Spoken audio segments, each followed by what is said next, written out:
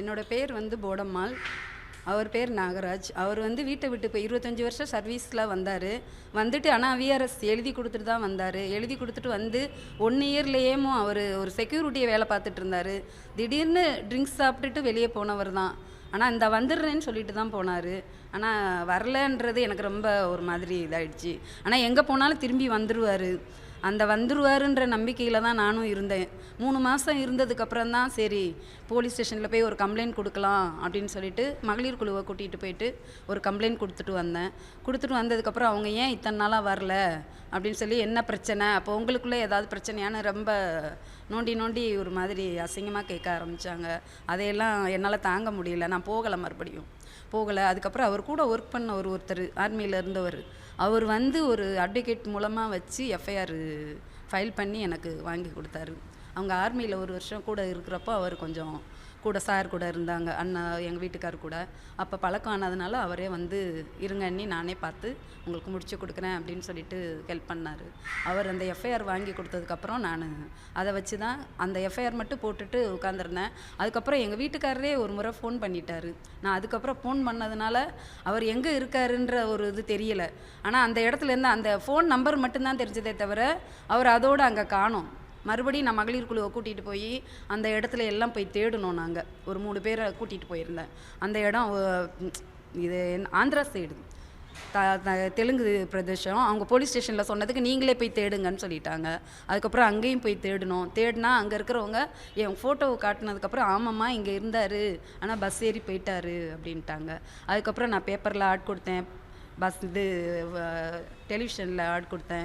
எல்லா இடத்துலையுமே போட்டதுக்கப்புறம் ஒரு சிலர் பேப்பரில் பார்த்துட்டு இங்கே பார்த்தோம் அங்கே பார்த்தோன்னு சொன்னாங்க. நாங்களும் போய் எங்கள் அக்காவோட கணவர் அவரை அனுப்பி விட்டுருந்தேன். அந்த இடத்துல அவர் இருக்கிறாரு அப்படின்னு சொல்கிறாங்க, நீங்கள் போய் பாருங்கள் அப்படின்னு சொன்னேன்.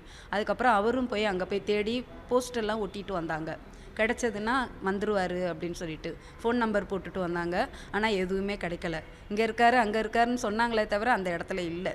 பார்த்தவங்க சொன்னதை வச்சு நாங்கள் போய் தேடி ஒரு எத்தனையோ வருஷம் நான் காசு தான் நிறைய செலவு பண்ணி தேடினேன். ஆனால் அவர் கிடைக்கவே இல்லை. அதுக்கப்புறம் நானே அங்கே போயிட்டு சோசியல் போர்டு ஆஃபீஸில் போயிட்டு இது மாதிரி காணோம் அப்படின்னு சொன்னது உடனே எஃப்ஐஆர் பண்ணியிருக்கீங்களான்னு கேட்டாங்க. பண்ணியிருக்கேன். ஒரு 7.5 வருஷம் கழிச்சு தான்மா நீ இந்த இதையே இது பண்ண முடியும் அப்படின்னாங்க.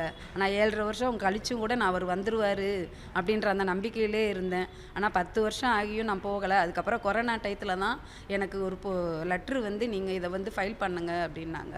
நான் அப்போ போய் ஃபைல் பண்ணேன். அப்போ பண்ணியும் என்னோட நேம் மிஸ்டேக்னால நான் அதுக்கப்புறம் கோர்ட்டில் போயிட்டு அந்த இதெல்லாம் பண்ணி அந்த அவரோட நான் ட்ரேசபிள் சர்டிஃபிகேட் அந்த இதெல்லாம் வாங்குறதுக்கு அவரோட டெத் சர்டிஃபிகேட் வாங்கணும் அப்படின்ட்டாங்க. அதனால் அதுவுமே வாங்குறதுக்கு கோர்ட்டில் தான் மனு போட்டேன். நான் மனு போட்டு அதையுமே வாங்கினேன். வாங்கி கொண்டு போலீஸ் ஸ்டேஷனும் சோசியல் போர்டு ஆஃபீஸுமா அலைஞ்சி எல்லாமே பண்ணேன். அவங்க எல்லாமே இங்கே முடிஞ்சிருச்சுமா நீ பென்ஷன் ஆஃபீஸ் போனாங்க. பென்ஷன் ஆஃபீஸில் தான் நின்னேன். ஏம்மா இத்தனை வருஷம் வரல, இங்கே வந்திருக்கலாம்ல அப்படின்னாங்க. எனக்கு தெரியாதுங்க சார், எனக்கு ஹெல்ப் பண்ணுறதுக்கு யாருமே இல்லை, அதனால் நான் இங்கே வந்தேன் அப்படின்னு சொன்னேன். அதுக்கப்புறம் நாங்கள் பார்த்துக்குறோமா அப்படின்னு சொல்லிட்டு சார் மூலமாக எல்லாமே பண்ணதுனால இவ்வளோ சீக்கிரம் எனக்கு எல்லா பணத்தையுமே வாங்கி கொடுக்கறதுக்கு ஏற்பாடு பண்ணாங்க. அதே மாதிரியே எனக்கு இந்த 1 வருஷத்துக்குள்ளேயே எல்லாத்தையுமே கம்ப்ளீட்டாக எனக்கு நேம் மிஸ்டேக்லேருந்து எல்லாத்தையுமே முடிச்சு கொடுத்து பேங்க் மூலமாக பேங்க்கில் கேட்டதையெல்லாம் இங்கே சொல்லியே நான் பண்ணிட்டு போனேன். இவங்களும் அவங்களுக்கு பேங்க்கில் லெட்ரு போட்டுக்கிட்டே இருந்தாங்க, அங்கே ஆர்மிக்கும் லெட்ரு ஃபைல் பண்ணிக்கிட்டே இருந்தாங்க. எல்லாமே பண்ணதுனால எனக்கு இவ்வளோ சீக்கிரம் இந்த அமௌண்ட்டு எல்லாமே சார் ஜெயசீலன் சார் உண்மையிலே ரொம்ப பாராட்டக்குரியவர். இங்கே இருக்கிறவங்க அங்கே ஒர்க் பண்ணுறவங்க எல்லாருமே எனக்கு ரொம்ப ஹெல்ப் பண்ணாங்க. ஏம்மா இவ்வளோ நாள் வரலன்னு மட்டும்தான் கேட்டு என்னை இது பண்ணாங்களே தவிர நான் வாங்கி கொடுக்குறோம்மா அப்படின்னு சொன்னாங்க.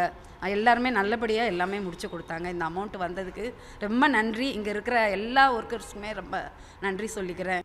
பிளே ஸ்டோர் மற்றும் ஆப் ஸ்டோரில் இருந்து பாலிமர் செயலியை QR கோடு மூலம் பதிவிறக்கம் செய்யுங்கள். செய்திகளை உடனுக்குடன் பெறுங்கள்.